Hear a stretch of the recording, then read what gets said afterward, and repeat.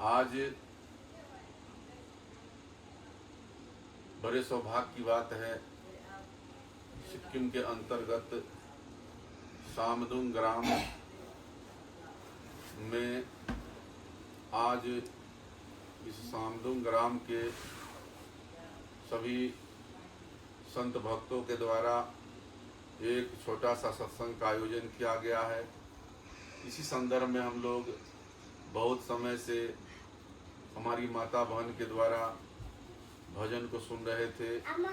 संत गुरुजनों के द्वारा सदगुरु कबीर साहब के विचारों को सुन रहे थे। इसी संदर्भ में यह जो सत्संग है हमारे जीवन का एक आधार है, हमारे जीवन का सुधार है, हमारे जीवन का कल्याण है। जो सदगुरु कबीर साहब के द्वारा हम लोगों को शब्द द्वारा कहा गया है, मानव का जीवन हम सभी मानव के लिए बड़े सौभाग्य की बात है। यह मानव जीवन आपको दोबारा नहीं मिलेगा। यही मानव जीवन में आप जो चाहे कर सकते हैं। सदगुरु कबीर साहब का साखी है, पानी केरा बुदबुदा असमानुष की जात, देखत में छिप जात है ज्यों तारा प्रभात। मनुष्य का जीवन पानी के बुलबुला के समान है। जिस तरह हम लोग देखते हैं पानी में एक पत्थर मारने से पानी में बुलबुला आ जाता है और बुलबुला वह देखते देखते में छिप जाता है, या बारिश आता है तो पानी में बुलबुला आता है, लेकिन वह नीचे जाते हैं बुलबुला समाप्त हो जाता है। तो हम मानव का जीवन उसी प्रकार यह जीवन है। यह कब किस तरह से मानव जीवन समाप्त हो जाएगा यह किसी को पता नहीं है, और हम लोग भविष्य की कल्पना करके अपने आप को जीवन यापन करते हैं और यही संसार को हम लोग अपना मान बैठे हैं।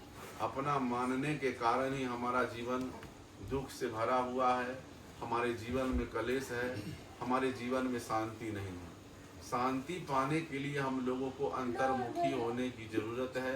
जो हम लोग अंतर्मुखी नहीं है, यह संसार में जो हमारे द्वारा माया का अर्जन किया गया है, चाहे वह परिवार हो, सगा संबंधी हो, रिश्ता नाता हो, इसी को हम लोग अपना मान बैठे हैं। लेकिन इस संसार में अपना कोई नहीं है। ये आप अपने मन में विचार करके देखिए, जो आपका कौन है। यह शरीर छोड़ने के बाद जितने भी आपके रिश्ता नाता सगा संबंधी है, आपका सहयोगी, आपके साथ जाने वाला कोई नहीं है। सब यहीं रह जाएगा। आपको अकेले यह संसार छोड़ करके जाना है। तो आपको मनुष्य जीवन में विचार करना है।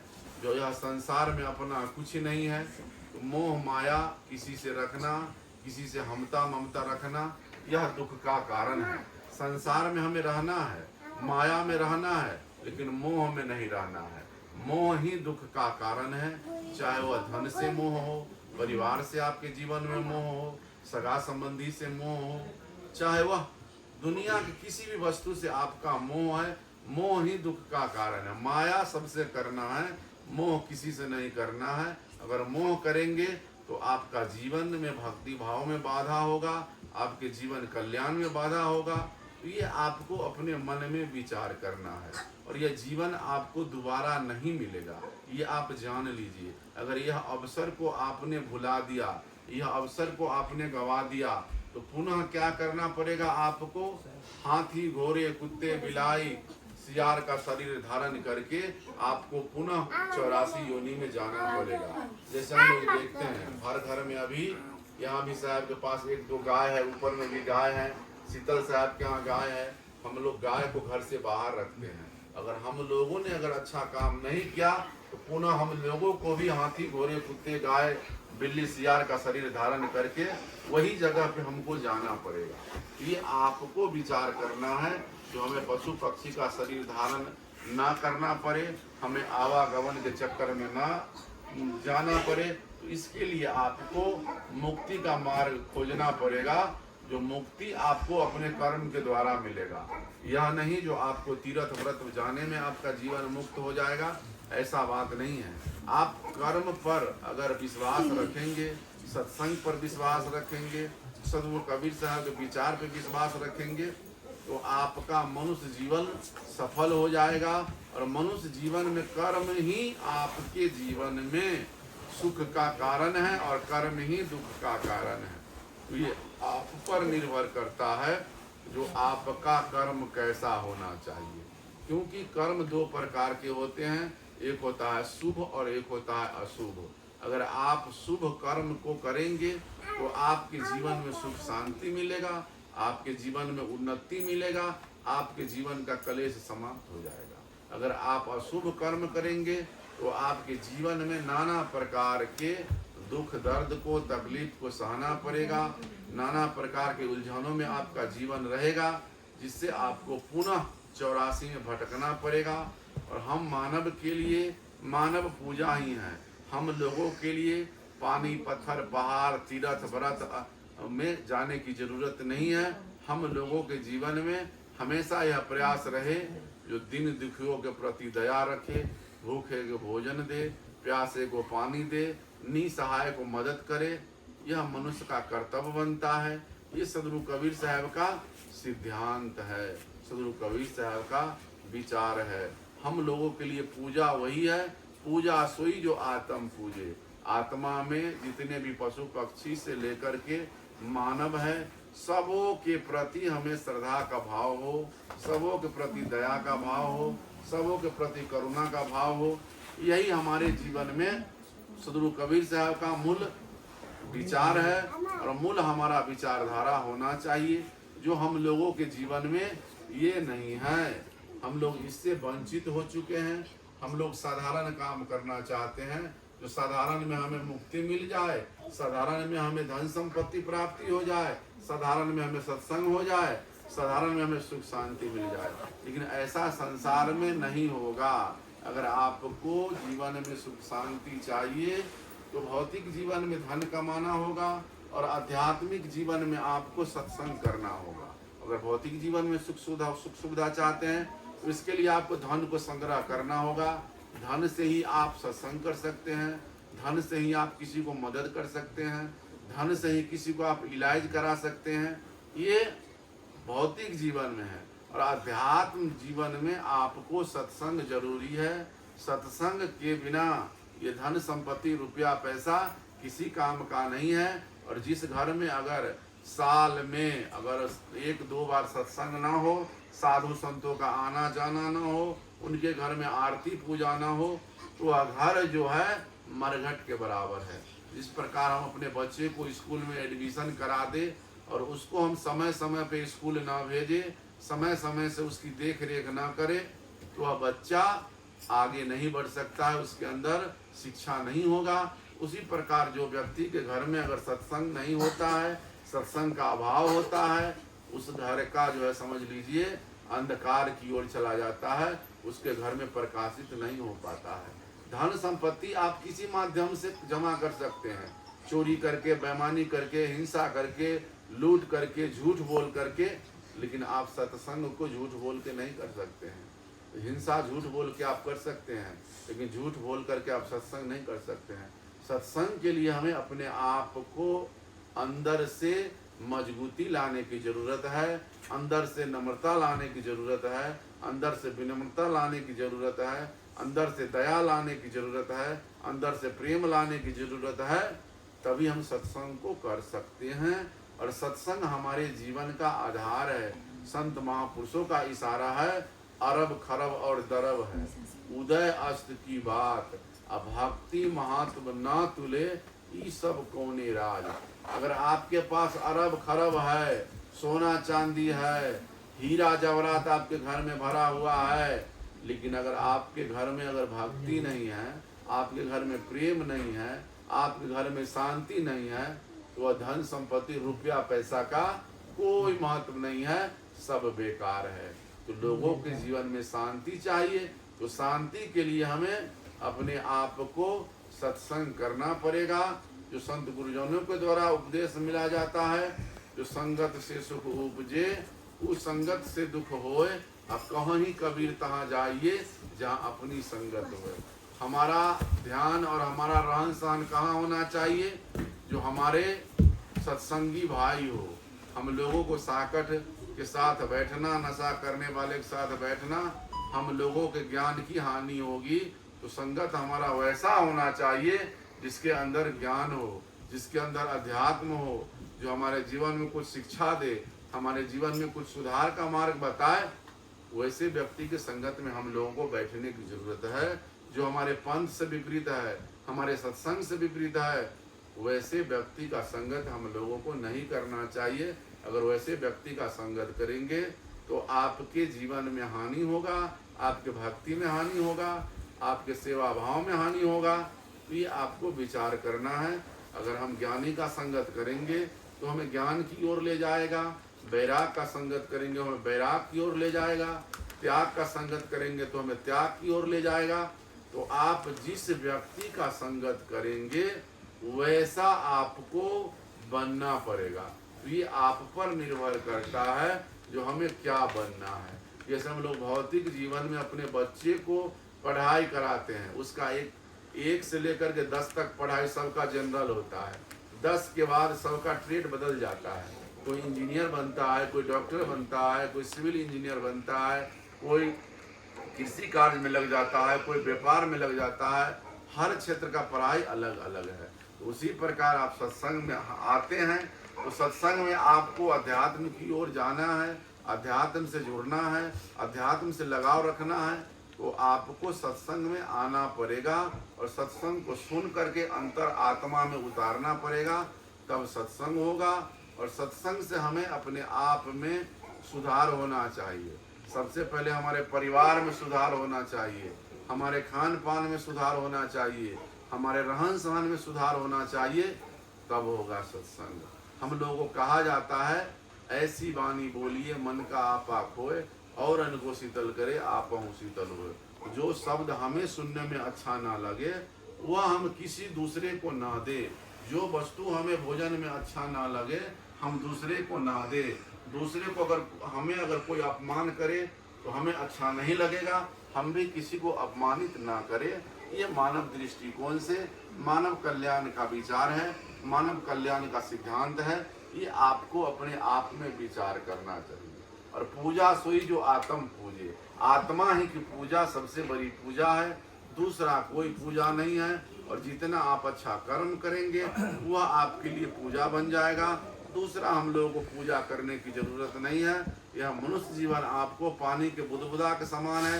ये कब आपका इस शरीर के अंदर से जीव आत्मा निकल जाएगा इसका कोई महत्व नहीं है। जीवन में आपको नाम का सुमरन करना है, नाम जप करना है। तो नाम जप कैसे करना है? जब तक आपके पास दया नहीं रहेगा तो नाम भी काम नहीं आएगा। क्योंकि संत महापुरुषों का इशारा है, जो दया बिनु जोग ओ जप तप करे, दया बिनु पंडित पुस्तक पढ़े, दया बिनु नाम हृदय नहीं आवे। अगर आपके पास दया नहीं है तो दया के बिना अगर आप योग करते हैं, जप करते हैं, तप करते हैं, सत्संग करते हैं, भंडारा करते हैं, कोई आपका कारगर नहीं है। कारगर ना होने का कारण आपके जीवन में दया नहीं है। आप मकान कितना हो बढ़िया बना ले, लेकिन उसमें अगर बिजली का अगर वायरिंग कमजोर होगा तो मकान में बिजली नहीं जलेगा। तो आप सारा काम कर ले लेकिन आपके पास दया नहीं है, प्रेम नहीं है, तो आपके गुरु के द्वारा जो नाम दिया गया है ये आपके मन में नहीं रह पाएगा। तो आप विचार करें, नाम का स्मरण करने के लिए, नाम को सुमरन में लाने के लिए दया जरूरी है। दया के बिना अगर आप 4 वेद 6 शास्त्र 18 पुराण का आप पढ़ ले, आपके अंदर ज्ञान हो जाए, लेकिन वह ज्ञान की भी जरूरत नहीं है। तो आप दया के बिना नाम जो मिला है वह भी हृदय नहीं आएगा। तो आप नाम को सुमरन करने के लिए हृदय को मतलब विराट बनाना होगा, हृदय में दया रखना होगा, हृदय में प्रेम रखना होगा, तभी आपके जीवन का उद्देश्य जो है वो पूर्ण होगा। जो सदगुरु कबीर साहब भजन के माध्यम से कहते हैं, नाम गुरु का जप ले रे बंदे, नाम गुरु का जप ले रे बंदे, फिर पीछे पछताएगा। नाम गुरु का जप ले रे बंदे, फिर पीछे पछताएगा। तू कहता है मेरी काया, काया का गुमान है क्या? तू कहता है मेरी लागू मान है क्या। चांद सा तेरा सुंदर काया माटी में मिल जाएगा। चांद सा तेरा सुंदर काया माटी में मिल जाएगा। नाम गुरु का जप ले रे बंदे फिर पीछे पछताएगा। आई बुढ़ापा रोग सताए खाट परे पछताएगा। आई बुढ़ापा रोग सताए खाट परे पछताएगा। नाम गुरु का जप ले रे बंदे फिर पीछे पछताएगा। कहत कबीर सुनो भाई साधो करनी का फल पाएगा। कहत कबीर सुनो भाई साधो करनी का फल पाएगा। नाम गुरु का जप ले रे बंदे फिर पीछे पछताएगा। यह मनुष्य जीवन में अगर आपने गुरु के द्वारा जो दिया गया शब्द है, दिया गया जो सत्संग रूपी वाणी है, अगर आपने अपने जीवन में उसका स्मरण नहीं किया, अपने जीवन में उसको लागू नहीं किया, तो फिर पीछे आपको पछताना पड़ेगा। और जो हम कहते हैं ये हमारा शरीर है, ये शरीर हमारा नहीं है। ये शरीर एक दिन छोड़ करके चला जाएगा, या शरीर से जीव आत्मा निकल जाएगा। तो ये आपको विचार करना है जो हमें किस तरह से जीवन यापन करना है। यह शरीर अगर रूप श्रृंगार गहना का अगर हमारे पास अहंकार है, तो यह भी एक चमकता हुआ चेहरा आपका कब मिट्टी में समा जाएगा, इसका कोई गारंटी नहीं है। देह का रिश्ता सबसे है, देह से जीव आत्मा निकल गया, रिश्ता समाप्त हो जाएगा। चाहे कितना हो पवित्र रिश्ता हो, पिता पुत्र का रिश्ता हो, भाई भाई का रिश्ता हो, पति पत्नी का रिश्ता हो, सबका रिश्ता एक मिनट में इससे जीव आत्मा निकल गया, रिश्ता वहीं पे टूट गया। तो आप लोगों को यह अपने मन में विचार करना है जो हम किस तरह का रिश्ता रखें। इस संसार में रहना है, किसी से ज्यादा ना हमें हर्ष रखने की जरूरत है, न ज्यादा किसी से मलाल रखने की जरूरत है, न ज्यादा किसी से दुखी होने की जरूरत है। यह शरीर के अंदर जब यह शरीर जर्जर हो जाएगा, बुढ़ापा आ जाएगा, आपके सारे शरीर का इंद्रिय काम करना बंद पड़ जाएगा, तो आपको बुढ़ापा अवस्था में आपको पछताना पड़ेगा। जो हमने भजन नहीं किया, सत्संग नहीं किया, सेवा नहीं किया, भंडारा नहीं किया, दान पुण्य नहीं किया, जीव पर दया नहीं किया, तो खाट पर आपको या बेड पे सो करके पूरा जीवन बीत जाएगा। तो हम लोगों को यह विचार करना है, जितना मरना सबको ये तय है, जिसको आया है उसको जाना है, चाहे वो राजा रंग फकीर है, एक सिंहासन चढ़ी चल एक बांधे जंजीर। तो जितना दिन हमें जीना है, निरोगी होके जीना है, परमार्थी बन के जीना है, सत्संग करके जीना है, तभी यह मानव जीवन सफल है। और आप विचार करके देखिए, दिन रात मिला के 24 घंटा होता है, 24 घंटा में हम लोग कितना देर सत्संग करते हैं? बोलिए कितना देर सत्संग करते हैं? बोलिए, बोलने में कुछ नहीं, कितना देर आप लोग सत्संग करते हैं? 1 घंटा 2 घंटा 2 घंटा सत्संग करते हैं तो बहुत करते हैं। 2 घंटा कर लेते हैं, 24 घंटा में 24 मिनट तो होगा। आधा घंटा अगर आधा घंटा भी आप अपने लिए निकाल लिए तो आपका जीवन सफल है। कबीर साहब के द्वारा कहा गया है, जो 5 बार धंधे गया, 3 बार गया सोए, और 1 बार गुरु भक्ति बिना मुक्ति करते हुए।